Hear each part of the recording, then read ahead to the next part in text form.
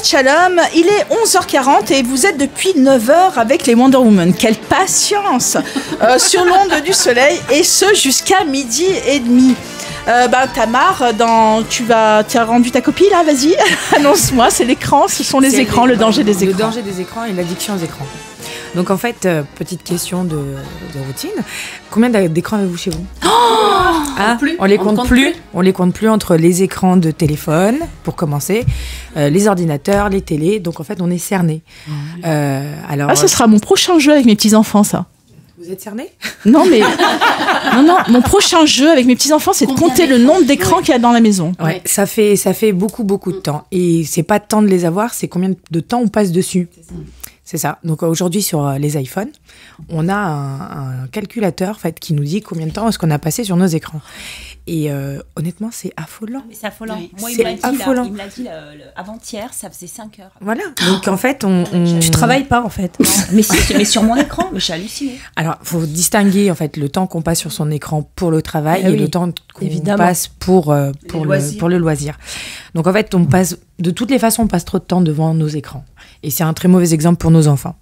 Donc, je vais pas vous dire de revenir à l'âge de pierre ou l'âge de glace. Non, on n'a pas connu quand même, hein, Tamar, n'exagère pas. Hein. Les mammouths. Mais... Qu'est-ce que je vais dire? Est-ce que tu comptes l'écran du Minitel, parce que j'en ai encore un? Il fonctionne? Non. Provocatrice. Donc en fait, on doit rester vigilant en fait face à toutes ces nouvelles technologies qui nous remplissent nos jours comme nos nuits, parce que très souvent on a surtout les ados qui vont au lit avec leurs écrans. Donc en fait, on a récemment eu l'occasion d'avoir Michel Lejoyeux, excusez-moi, il est intervenu à Lyon. Et il a souligné qu'après étude de nombreux patients, ils ont vu que il y a une zone dans le cerveau qui est excitée quand on est devant un écran. Et cette zone, donc, qui s'appelle le centre de récompense, c'est le même que celui qui s'allume quand on donne de l'alcool à un alcoolique ou quand on donne de la drogue à un drogué. C'est l'addiction. Donc, voilà, c'est vraiment une addiction. Donc en chocolat. fait, voilà, chacun son truc. Donc en fait, ce qui se passe, c'est qu'on se rend compte qu'il y a un manque. Quand on n'a pas nos appareils électroniques, notre télé, notre ordi, etc., il y a vraiment un manque qui se fait et qui est dangereux. En fait, il y a 3 critères qui nous permettent de savoir si on est addict ou pas. Donc, le premier critère, c'est savoir si on a une perte de contrôle face à son écran. C'est-à-dire qu'on dit, ça va, je regarde 5 minutes cette information, puis d'une information, on passe d'une information à l'autre, etc. Puis si 2 heures après, on y est encore, posez-vous la bonne question. Après, on a cette envie, et en fait, ce qu'ils appellent the craving, c'est l'envie irrépressible, en fait, de se poser devant un écran, puis le temps passe, puis c'est fou, quoi. Ça attise, en fait, notre passion. Et la 3e et dernière chose, donc, c'est le temps que nous a fait perdre l'écran. C'est-à-dire qu'on va calculer combien de temps est-ce qu'on a passé sur cet écran et qu'est-ce que cet écran nous a empêché de faire. C'est-à-dire si on n'a plus de vie sociale, si on n'a plus de vie à la maison ou autre, c'est vraiment 3 points qui doivent vraiment nous alerter. Donc, on a juste un comportement addictif aujourd'hui. Je remarque que personne sur le plateau n'ose regarder son portable. Mais on a quelqu'un qui nous surveille. C'est de la folie. C'est de la folie. Ne dénoncera pas.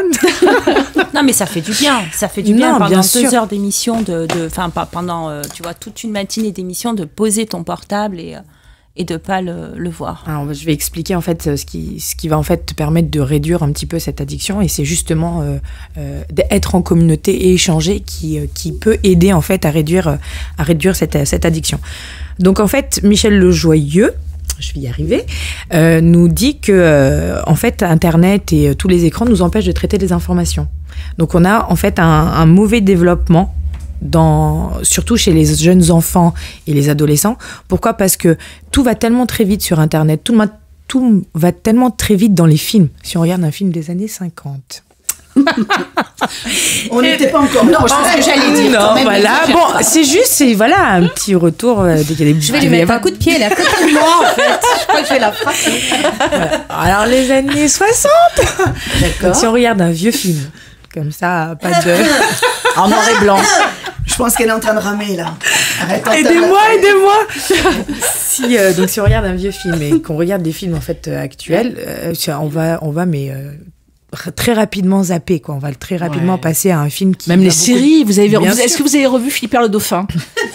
Ça fait mais qu'est-ce qu'on était bêtes. Pas du tout, j'ai pas revu. Ça faisait longtemps que j'avais pas eu de nouvelles de Flipper. Ah non, mais qu'est-ce qu'on était bêtes. Regarde, essaye d'en voir un sur YouTube, ça doit exister. Mais c'est pas possible. Excuse-moi, mais tout revient. Hein. Heidi, oui, non, mais il est retour avec La Belle et Sébastien. Il est retour. C'est une nouvelle version. Oui, mais voilà, c'est une version qui va beaucoup plus vite. C'est pas que dans les films, Tamar, tout va vite aujourd'hui. On vit à 2000. Trop va vite. Je dirais trop. Mais le fait d'être en fait dans l'image et pas dans la lecture, Michel Le Joyeux nous dit qu'en fait on réduit notre capacité, je vais y arriver, à traiter les informations complexes. Donc voilà, exactement. Donc en fait les enfants ne savent plus lire, ne savent plus écrire, ne savent plus réfléchir. Pourquoi? Parce que ne savent plus parler. Voilà, exactement, parce que il y a cette pression. C'est une pression, voilà, c'est une vraie pression. Oui, et puis une vraie addiction. Vous avez déjà remarqué quand il y a plusieurs personnes ensemble, elles ne parlent plus. Mais au resto, c'est une catastrophe. Elles ne parlent plus, elles sont toutes. Enfin, mon mari me fait la guerre. Quand on va au resto, si j'utilise le portable une seconde, même pour répondre à un SMS, je me fais incendier. Il a son téléphone, même on est là, on sort pas souvent. Donc on n'est plus ensemble. On n'est plus ensemble. Alors attention, je vous dis pas de casser tous les écrans de la maison, tout jeter. Non, pas du tout. On en a besoin pour voilà.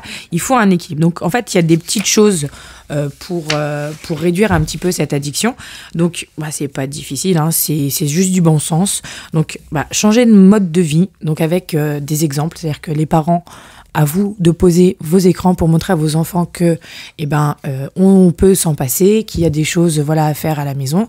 Donc passer du temps avec ses enfants, c'est pas toujours facile dans la vie, mais pas que Shabbat. Mais notamment pas que Shabbat. Shabbat c'est pas suffisant. Surtout que samedi soir, ça va bien quand ils sont petits, tu vois, mais quand ils sont grands, merci Karine. Échanger sur un bouquin, alors puisqu'il est grand, fais du sport.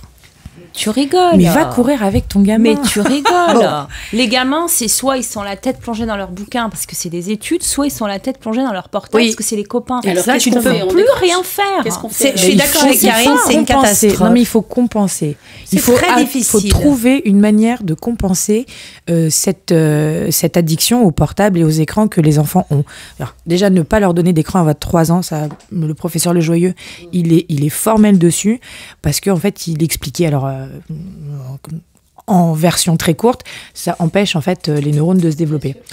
C'est dingue. Version très courte. Moi, je pense c'est un fléau que tous les grands patrons de tous ces tablettes Facebook, ils disent tous, enfin pas Facebook, c'est pas l'exemple parce que je crois qu'il a pas d'enfants, mais la plupart disent que leurs propres enfants, ils leur interdisent les tablettes parce qu'ils savent que il y aura 2 générations plus tard, la génération des gens qui ont lu et ceux qui ont joué, et voilà. Et on le sent dans le langage, dans la façon de s'exprimer.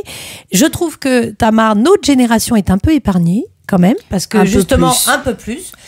Moi, j'utilise les tablettes énormément, mais c'est souvent pour le boulot, on communique pour le reste, je parle avec les gens, moi j'ai besoin de communiquer. Mais la génération aujourd'hui des ados, moi je suis terrorisée. J'ai des amis et des gens de ma famille qui me racontent, les gamins, avant on sortait de l'école, se donnaient des rendez-vous jusqu'à l'âge de 13-14 ans. Aujourd'hui, ils se voient plus, ils rentrent vite chez eux pour aller jouer en ligne. Alors ce qui est fou, c'est qu'on a multiplié les moyens de communication, mais on ne sait plus communiquer. Du tout. Vraiment, de face à face. En ligne. C'est ça qui est fou. Et donc, en fait, les parents n'arrivent même plus à maîtriser les horaires de coucher des ados. Parce qu'ils cachent leur portable. C'est un combat pour rendre le portable. C'est violent, comme situation. Alors, pour la date minimale, Tamar, moi, j'irai jusqu'à 6 ans.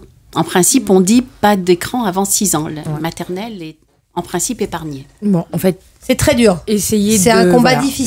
C'est un vaste débat. Il faut bien y réfléchir. Mais c'est vrai que reprendre dans la communication avec les enfants, mais la communication sur soi aussi, sans portable. Pas dans les repas, par exemple. Moi, à la maison, personne n'a les portables pendant qu'on mange. Ça, c'est insupportable parce que on te félicite parce que c'est pas le cas de chez tous les. Mais c'est pas facile. Non, c'est pas facile. Mais c'est des règles de vie, des règles de bon sens. Mais ça va mieux quand ils grandissent aussi. C'est quand ils sont ados que c'est pénible. Je trouve après, ils savent que quand on se voit le soir, on a besoin de se parler, de se raconter nos journées. Voilà. Eh bien, merci Tamar pour ces lumières. Donc, éteignons ces lumières bleues. Allumez RJN. Allez, on va écouter maintenant Amir Haddad et Ouzia. Une belle chanson, Mamma Mia. Pas Mamma Mia, Yamama, pardon. Ensuite, le Rav Mevora Zerbi vous fera son Dvar Torah du Shabbat. Et après, il sera de midi. Nous retrouverons la douce Claude.